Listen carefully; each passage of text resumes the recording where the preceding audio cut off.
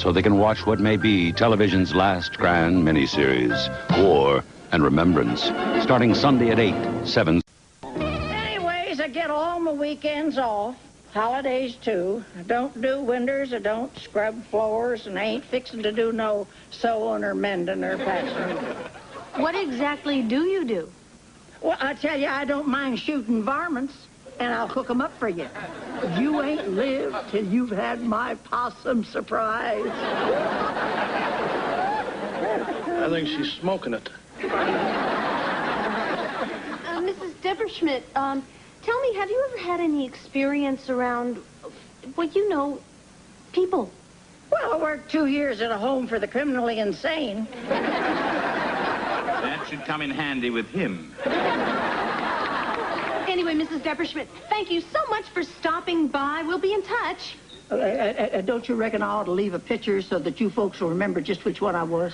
I don't think that'll be a problem. Suit yourself. I take it that Mammy Yoakum didn't quite fit the bill? Gee, I don't know. I kind of liked her. Of course, I was always a sucker for a babe with a pipe. Don't worry, Mr. Belvedere. We'll find somebody. Hey, what are you apologizing to him for? George. I mean, who the hell ever heard of hiring a housekeeper to take care of your housekeeper? Well, it certainly wasn't my fault that somebody left their skateboard on the stairs. Well, I just left it there for a minute. You know there's some lady on our front lawn skinning a squirrel? Perhaps it was a snack for the bus ride home. So you guys find anybody good yet? You've been seeing people all day. No, not really, honey. Oh, I don't know. I kind of like that Swedish lady that wasn't wearing any underwear. Your dad's the one that pointed it out. Well, I guess this just goes to show you're a pretty tough guy to replace. Well, I knew you'd realize someday there was only one Mr. Belvedere. Is this the Owens residence? Huh? Oh, yeah. Jolly good. In that case, I am your new housekeeper. What? I'm Mr. Belvedere.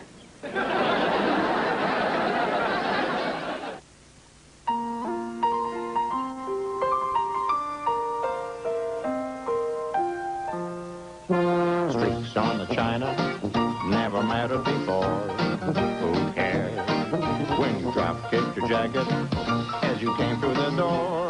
No one glared. According to our new rival, life is more than mere survival, and we just might live a good life yet. Excuse me, but did you say your name is Belvedere? Yes, Galen Belvedere. Oh, and do you two know each other? Yes, we're cousins. Looks like the family only comes in 2 sizes. Mr.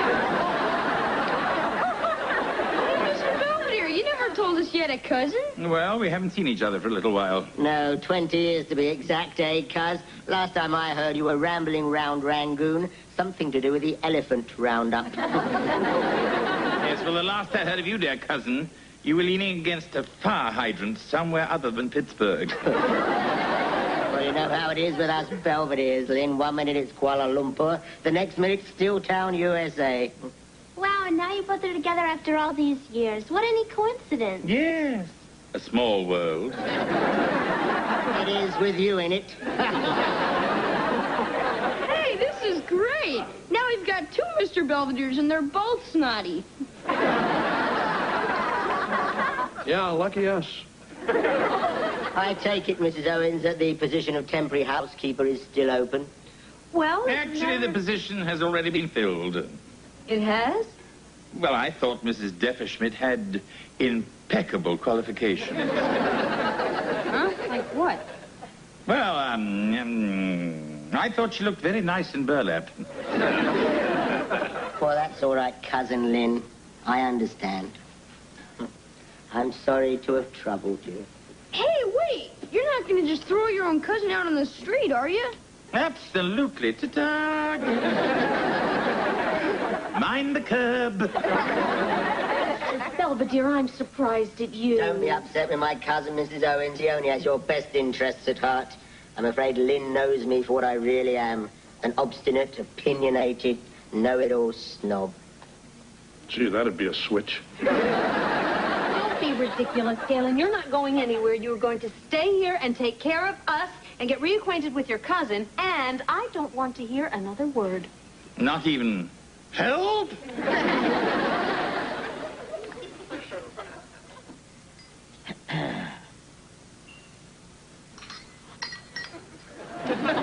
We English do enjoy a good cup of tea, don't we? Yes, almost as much as we enjoy a good mystery. Speaking of which, what the hell are you doing at Beaver Falls? Why, what on earth do you mean? Oh, come now, Galen. It was no accident. You were just popping up like this, so out with it. All right. I'll tell you, but it has to be our little secret, agreed? Agreed. I came here to kill you. I gotcha. Galen, I swear.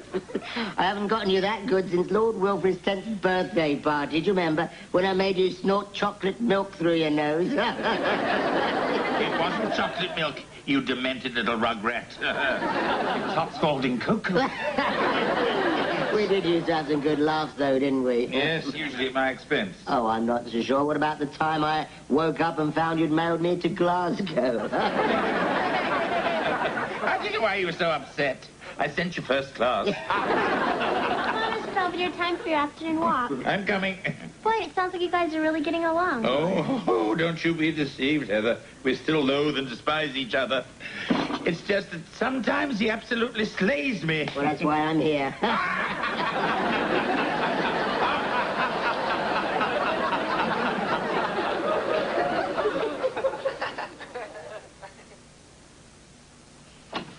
That's it. I've had it with her. It's Becky's birthday, right? And I've been racking my brain for weeks trying to think of something really great to get her. And then it hits me. She loves to bowl. Perfect. So I get her this, and what does she do? She heaves it at me. Says it's unromantic. Now, does this look unromantic to you? You obviously felt this gift was novel and somewhat endearing, while she was probably hoping for something more personal and sensitive. I certainly wouldn't let my pride get in the way. Perhaps a dozen red roses stuck in the finger holes here might work wonders in softening your fair lady's heart. Hey, that's great. Who the hell are you, anyway? I'm Mr. Belvedere. Oh. Boy, that diet must really be working. Good morning, Galen. Good morning, Cousin Lynn. I trust you slept well in the drawer Mrs. Owens prepared for you. Well, not really. It was your underwear drawer. I woke up in a pair of your boxer shorts, thought I was at a lawn party. Good morning. Good morning. Hey, what's that smell? This is breakfast. We have English bangers, Irish oats, and Scotch eggs. I call it my Empire Strikes Back buffet. You're wasting your time, Galen. The Owensism or the Pop-Tart mentality. Well, that's because it's the only stuff you eat. Yeah, big guy. You haven't made us a hot breakfast in a month. Well, I have been under the weather. Oh, no. We're under the weather. You're blocking it. If you'll excuse me, I'll be in my room. How are you going to get there? Freight elevator? This fun is contagious, isn't it?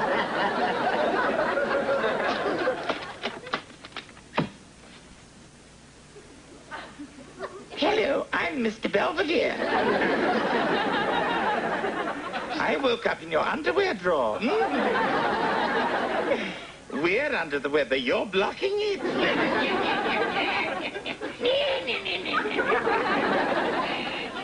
Evening, Cousin Lynn.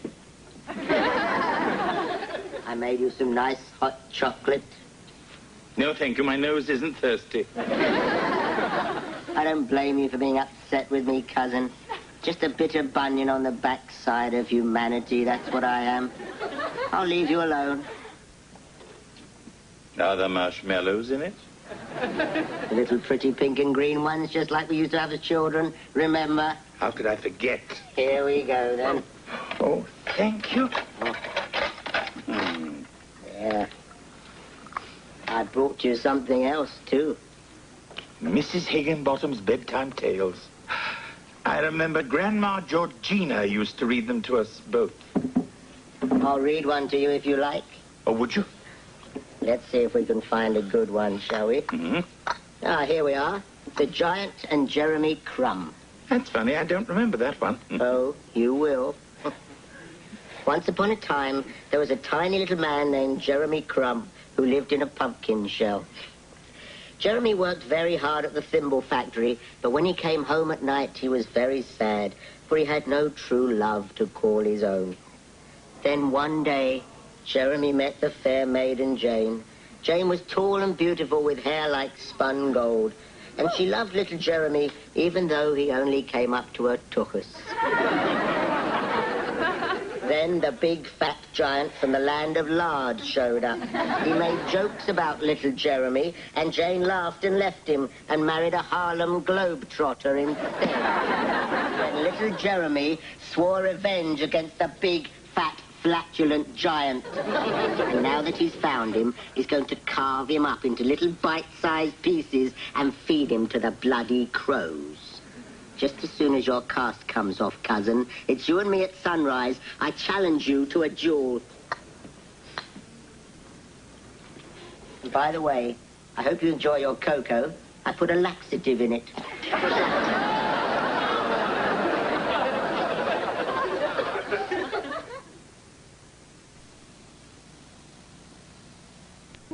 Good morning. Hey, honey. Morning, Mrs. Owens. Can I get you some breakfast? Oh, no, thanks. I'm in kind of a rush today. I have a job interview. Hey, that's great, Mom. Oh, yeah, Marsh? What is it? A new law firm. No, actually, I'm going to try out to be a Pennsylvania mushroom. What? Well, it's sort of like a California raisin, only it's a little more fungusy. Oh, what are you going to do, Marsh? Lie down on a big pizza?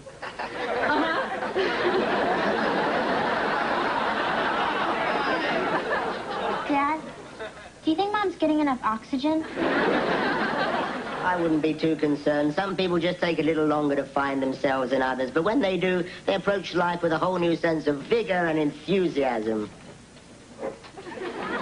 Morning, Cousin Lynn. Breakfast. I'm not hungry. Oh, come on now. I made your favorite, fried oysters and potatoes. Oh, yes. A Hangtown fry. Very amusing, you twisted little troll. Hey, what's the matter, big guy? You seem a little edgy this morning. It's nothing. I'm fine.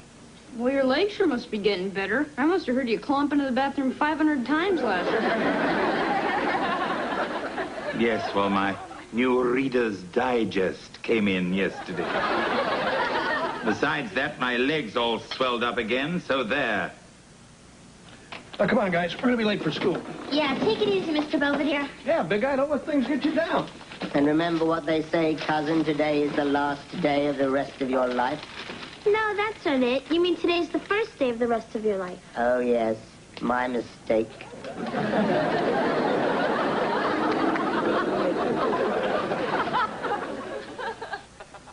He'll kill me. He'll kill me not. He'll kill me. Hey, Mr. Belvedere. You know that idea you gave me yesterday about the flowers and the bowling ball and stuff? Well, I did it, and it worked great. Becky went absolutely nuts. Hey, you're big again.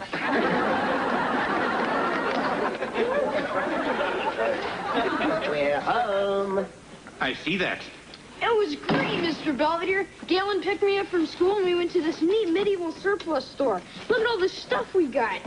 We got these neat dueling pistols, some swords, some ninja Death Stars. We even almost got a flamethrower. Unfortunately, they didn't have a pair. What a pity. I was beginning to feel a chill. Come on, Galen. Let's go out and try out the crossbow. Galen said he can shoot the wings off a fly at 200 yards. Just imagine what I could do with a larger target. And just think what I could do with a can of Raid, you rancid little bitch. Take that, you cretinous carbuncle, and that. Hey, Mr. Belvedere, what are you doing out here? What happened to your cast? I took it off. But your leg isn't better yet. Well, it's not perfect, but it'll do. Huh? Do what? Wesley, tomorrow morning at sunrise, my cousin Galen and I are going to have a duel. A duel to the death. Ah, come on. You expect me to believe that? Not really. Good night.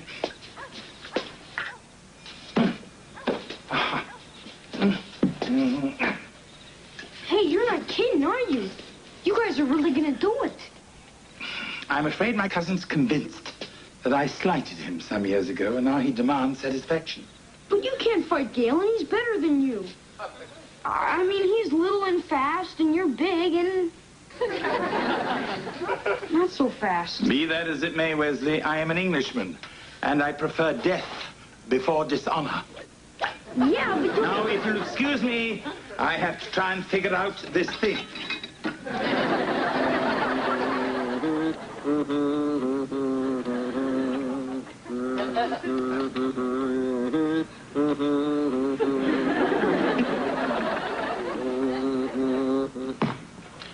Here, What on earth's this? a bus ticket. Oh, my. All the way to Akron. I would have sent you farther, but American Express called in my card. Don't worry, Wesley. I'll be gone soon enough. Yeah, as soon as you blow a few holes in Mr. Belvedere. Well, the choice of weapons is his. I'm merely getting them ready. Hey, I mean it. I don't want you hurting him. I'm sorry, Wesley. There's nothing I can do. Once certain events are set in motion, they become unalterable. You cannot reverse them. I'm talking about man's destiny and the forces of the universe. Yeah, well, we'll see about that. The forces of the universe haven't been up against Wesley T. Owens.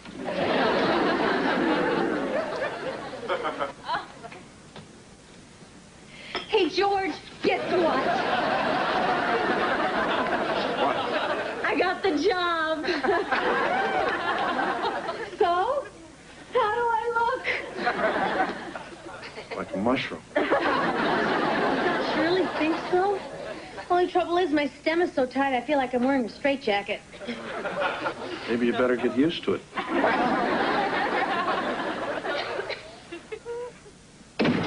Oh, congratulations. Mrs. Owens, I'm sure you'll be a fungus Pennsylvania can be proud of. Thank you, Galen. Hey, what's with the monkey suit, little guy? Looks like you're going to a funeral. That certainly is a possibility. Mr. and Mrs. Owens, I must apologize. There may be some unpleasantness this morning, but rest assured, as soon as it's over with, I'll be on my way. Galen Belvedere, I assume your challenge. What? Oh, I get it. It's funny outfit day. Just a minute, you tin-plated teeny bopper. You can't accept my challenge. Oh, yeah? That's not what it says here. Miss Manners' Guide to Combat Etiquette. It says right there on page 57, in the event the primary opponent becomes ill or incapacitated, his duly appointed second may replace him on the field of honor. Wait a minute, he's not incapacitated. He told me his leg was fine. Come on, Mr. Belvedere, just a few more steps. Oh, yeah, they're easy. I think something may be broken. Malingerer, big faker. You're even limping on the wrong leg. Uh-oh. Yes, Wesley. Perhaps you could explain the Louisville slugger imprint on my left shin. Would somebody please tell me what's going on? It's Galen. He never really wanted to be our housekeeper. He just came to kill Mr. Belvedere. What? In a fair fight, of course. We were going to have a duel earlier this morning. That was before Vlad the Impaler came along and took me out of the lineup. This is ridiculous. I will not have two grown men dueling to the death on my carpet. Tough talk from a toadstool. Mrs. Owens, we promised to limit the bloodletting to the patio. We were going to do it on the grass, but we thought Galen might get lost in it. I'd rather get lost in it than graze in it. Water buffalo, Shrimp boat, Tubby the tuber. Piccolo Pete. Hey, You guys. see, it's idiotic jokes like that poisoned the mind of my fiancée and turned her against me. Fiancé? What fiancé? This fiancée here. You were engaged to Gail Storm? Gail Storm, that's Gwendolyn Fitzmaurice. Fitzy, that's not Fitzy. Fitzy had red hair. No, she didn't. Yes, she did. No, you're thinking of Wanda Grigsby. She had red hair. Oh, Wanda had no hair, you little twit. She lost it at that Thresher demonstration, remember? Oh, yes. But all I know is I was going to marry somebody, and then you waddled over and ruined the whole thing. When? At the Guy Fawkes dance. You mean that grog-guzzling fiasco way back in '63. So you do remember. I remember pulling off Lady Ashley's leg. I'm just asking her to marry me. Oh, really? You told me you were climbing for coconuts. Whoops. Whoops. You mean I almost got killed over some babe you guys can't even remember? Yes, and I appreciate that. Yeah, that's not the point. It's not. No, all my life this man's been insulting me, belittling me, treating me like some kind of freak. I demand satisfaction. Very well, Galen. If you insist upon this madness, I'll do my best to accommodate you. Fine. But before we draw a bead on one another, I think you should know that it was never your size that inspired my insults, but your stature. What? You are the most aggravating person I know. Achievement for achievement, exploit for exploit, insult for insult. You have managed to one-up me my whole damn life, and it makes me so mad I could spit. Oh, sorry. And all this time I thought it was because I was little. Galen, you're the biggest pain I know.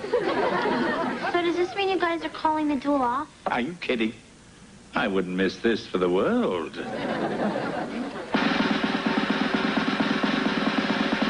I'm still confused. Just play. On my mark. 1, 2, 3. Turn and fire.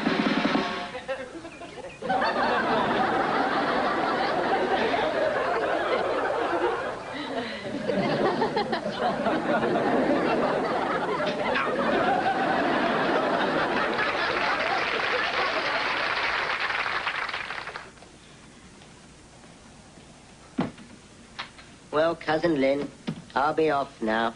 So soon? The family will be sorry they missed you. Oh, I'm not so sure. I think they're pretty happy with the Belvedere they've got. And where are you off to now?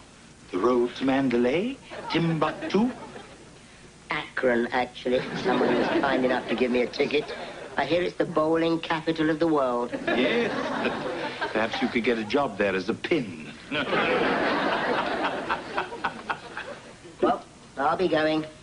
Needn't see me to the door. I won't have to see you at all after tonight. Cousin, all differences aside, if ever you should feel like returning to England, there'll always be a place for you at Belvedere Castle. I appreciate that, Galen. Truly. Just give me 2 weeks' notice. I'll have the drawbridge reinforced. Doodly-pip.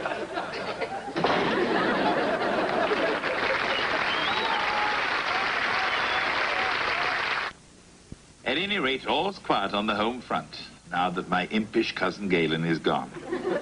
I never thought I'd say it, but I almost miss the little twit. It's always so nice spending time with your family, even if they are out to kill you. Anyway, I shouldn't be too depressed.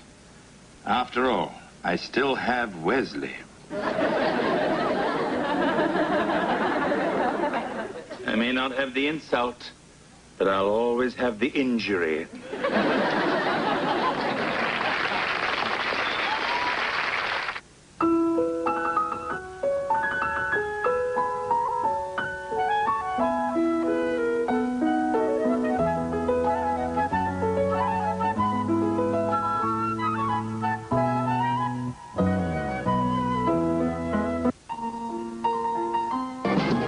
Critic Tom Shale says it's tremendous television. We may never see anything like it again.